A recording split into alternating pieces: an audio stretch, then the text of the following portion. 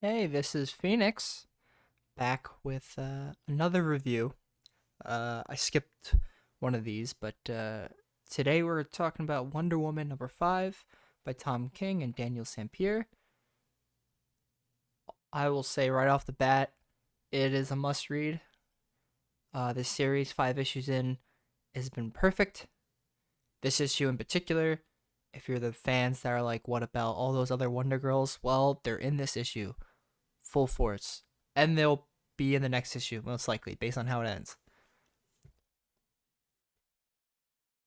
Overall, to start off, it deals with Wonder Woman not wanting anyone in her business versus these people like Sergeant Steel, government, everyone that's after her, because of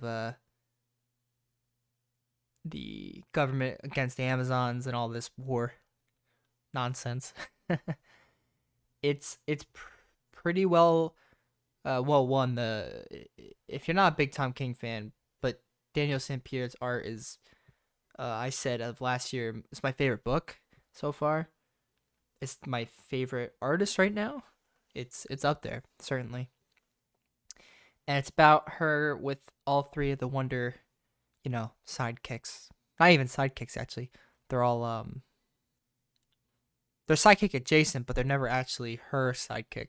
Ironically, because they actually talk about that how they're, like they're a sidekick lane derivative to an extent because all these sidekicks have been on well, no, only two of them have actually only been on a Titans, Teen Titans slash Young Justice type of team. And of course, I'm talking about Yara Flor, Cassie, and Donna Troy. What's Cassie's last name? Let me look it up.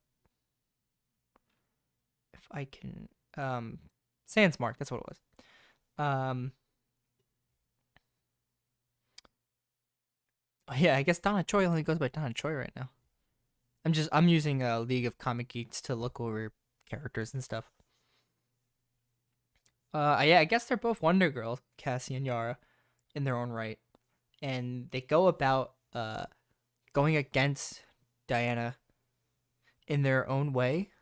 And I guess it's a tradition in the Mascara where you battle each other it out, and whoever wins, uh, if you lose, you must accept what the proposal is. And in this case, Diana is like, if you lose, everyone else, you cannot join my fight. You must stay out of it, and you must respect it. It is the law of them scare whatever. And they say okay, and it starts with Yara going against Diana with a bow, and each time they hit each other's bow, sorry, each other's arrow keeps hitting, and they keep adding arrows. I think, I guess the three, and it finally hits Yara, and she loses, and then it goes to Cassie, and she's like, "Well, I could beat you this way with the arm, arm wrestle." She loses, and they have conversations in between. They're interesting just to see like how they see Diana in their own way. Um, and if you're a fan of all three, one or the other, they're all here. For me, the characterization's good, but that's also because I don't read a lot of these characters. I know who they are for the most part and how they usually act.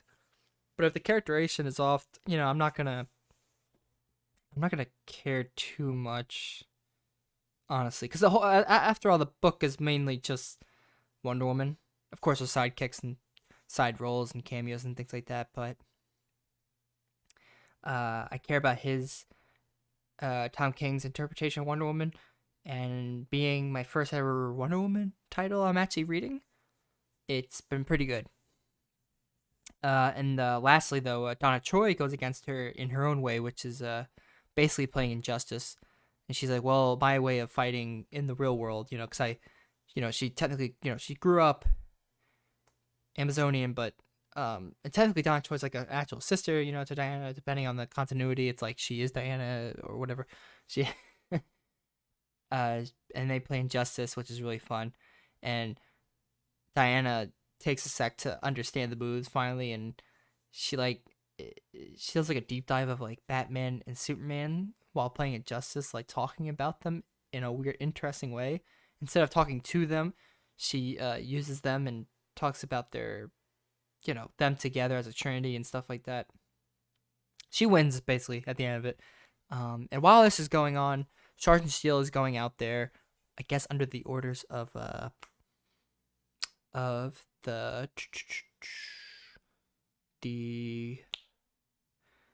what? Oh my God, what's his name? King America, whatever they call him.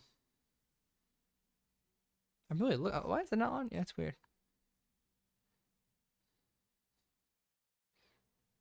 But under his orders to make a their own villain team, basically of all the greats of Diana's villain roster, which there is a lot. And this includes, let's see here, Angleman. Don't know a lot about him, but he's been around for almost since Wonder Woman's been around. Let's see, Cersei, of course. Oh, his name is the Sovereign. That's what it was. Well, King America, whatever. Silver Swan, which I do know about. Haven't read a lot about her, but it's cool that she's back. Giganta Grail, which is interesting because if I remember, she was created in the New 52 as Darkseid's. No, not Darkseid's daughter. Wait, is she Darkseid's daughter? If I remember correctly, yeah, Darkseid. Yeah, New 52. She started. Interesting. I didn't realize she was a Wonder Woman villain, but okay. And I think I'm missing some. Let's see. Dr. Psycho. That's it, yeah. All these people come together and they're gonna fight Wonder Woman in the next issue. And it's pretty cool just seeing them, like how how the Sovereign talks about how they got them to actually fight Wonder Woman. Like each one had their own, prerequisite and like what they want out of it and stuff. Sort of, but like show don't tell type stuff. And I can't wait for the next issue. Honestly, this issue's like a nice setup. Well, it's a setup, but also, well, yeah, it's a setup. Whatever. What am I gonna say? But not in a bad way. Like this issue, I love it. Like all these characters are gonna fight the next issue. I might give it like a 9 out of 10. Like everything about it is amazing. Now the backup has to deal with the new Trinity, which will be from here on out, as of right now, Gen S. Which some people say, what the heck, but based on interviews lately that I've been watching, he was talking about how his kids inspired him with this book because this is the one book they love seeing the panels and stuff for. And I don't mind it. I'm not like it's like Trinity works for the original team just because it just works, that word. But Gen S, why not? Something fun. Like that's not gonna kill the momentum of those characters if they actually were a team. Like if a book came out and it was called Gen S, but like you're not gonna think about it while reading it. And honestly, a name like that's not gonna kill any momentum. So they have like this race with kangaroos to find the name. Like one of them says Delta Force and stuff, but Gen S wins at the end.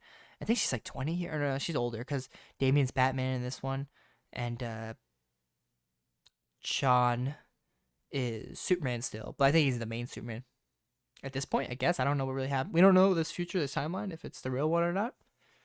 I mean, we believe it is, but we don't. I mean, we assume it is because the Sovereign is talking to Trinity in the future.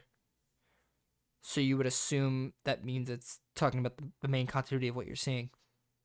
But who knows how this will end. Overall, pick it up. It already came out. I think it was sold out. There's a second printing coming out, which is amazing. It's crazy that the 5th issue sold out. That's the best thing ever. It'll be reprinted whenever the second printing comes out. I'm guessing.